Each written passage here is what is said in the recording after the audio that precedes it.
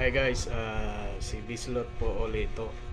Ngayon guys, papakita ko sa mga baguhan na sasampa ng cruise ship kung ano-ano ba yung mga dadalhin nila pag sila'y sumampa ng cruise ship. So, ito guys, isa-isahin ko kung ano ang mga kakailanganin nyo doon. Papakita ko sa inyo ngayon. Ang una, kailangan nyo ng mga gamot. Magdadala kayo ng gamot sa sakit sa ulo, sa sipon, sa lagnat, at saka sa ubo. Yun yung mga dadalhin yung gamot. At saka yung bandage. Yung bandage pag sa naasahin kayo sa sa galley o di kaya sa kusina, kailangan ito kasi hindi nyo na kailangan pumunta ng nurse para palagyan ng bandage yung nasusugat yung kamay. So yan guys, para tayo ditong army na ready na tayo pag sumusugod tayo sa sa trabaho.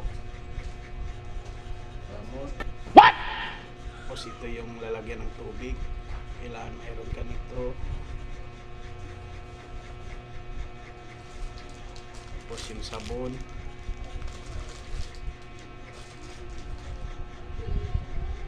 Toothbrush.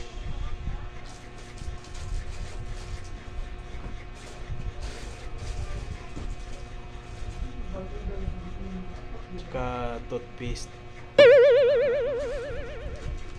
shampoo,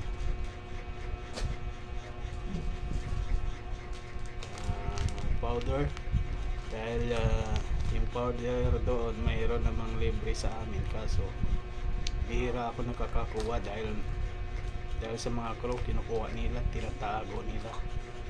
Yung iba kasi kumukuha sila pang marami tapos tinatago nila sa kwarto, kaya yung nangyari, yung iba tuloy nawala na ng magagamit na powder. So nagdadala ako.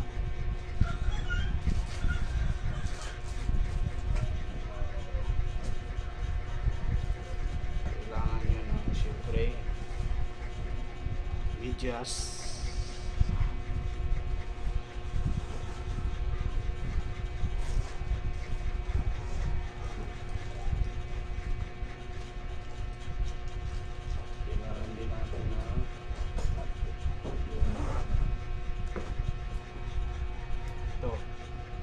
cutter para pag mahaba na yung fingernails natin ay pang cut tayo.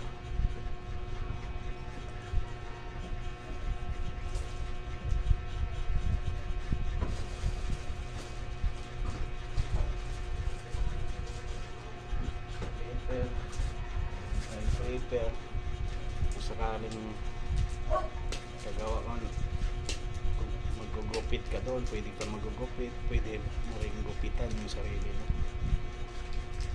para hindi ka na mabala. Dala ka rin ito, Rexona,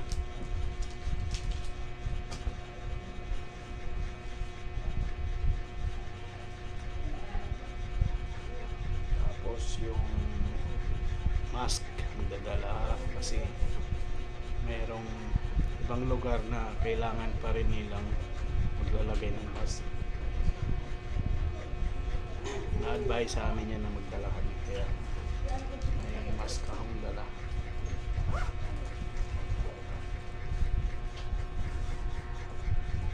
Pa.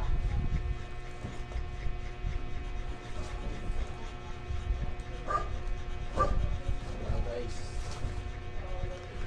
boxer magdala kayo ng marami kasi yung trabaho doon bugbogan, kaya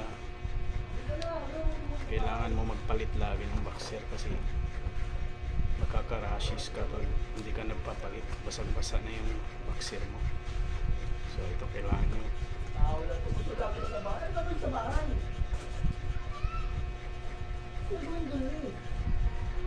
Siyempre, yung pabango ng mga ano, kailangan nyo nito. Pabango to. Pabango ko to. Kailangan ko nito sa sakit ng katawan. May pangpahid tayo.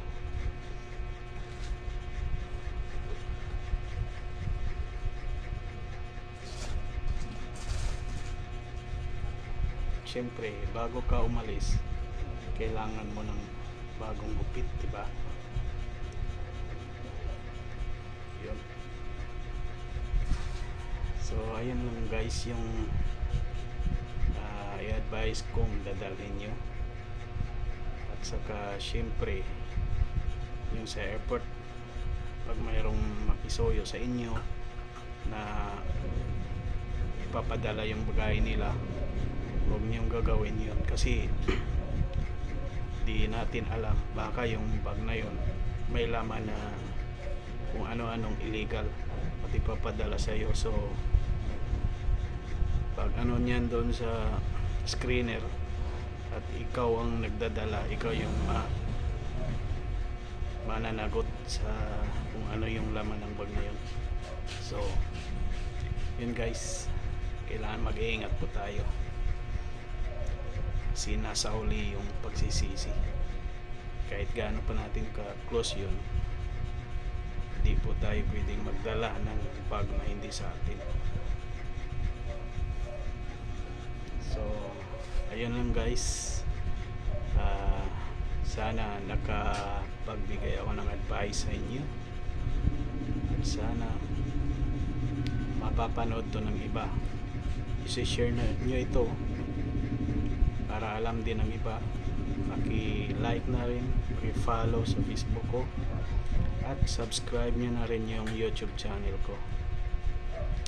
Okay, maraming salamat at God bless po sa inyong lahat.